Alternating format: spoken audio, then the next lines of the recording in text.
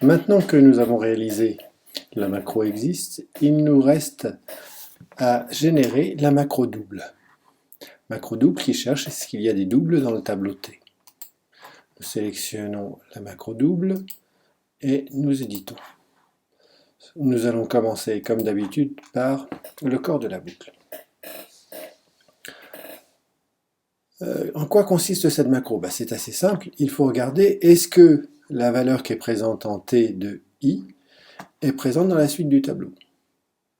Et puis dans tous les cas, il faudra aller regarder est-ce que la valeur qui est présente en I plus 1 est aussi présente dans la suite. Donc nous allons enregistrer directement la macro, nous lançons exist, donc ici exist est à 1, et nous passons à la valeur suivante dans T avec l'indice I.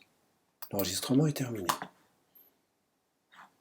Là, exist est à 1, nous avons une condition de sortie qui est exist vaut 1. Exist égale 1, première condition de sortie. Évidemment, nous pouvons continuer à exécuter la macro.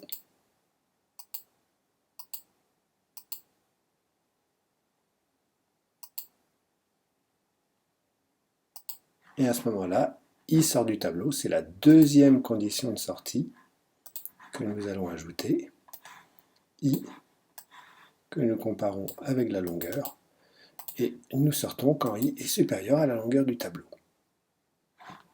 Reste à regarder l'initialisation. L'initialisation est assez simple, il faut commencer avec I à 0 et mettre exist aussi à 0 pour pouvoir entrer dans la boucle. Et à ce moment-là, nous pouvons lancer l'exécution du programme. Est-ce que 1 est présent en double? Est-ce que 4 est présent en double? Oui, le programme s'arrête en nous disant que 1 est présent.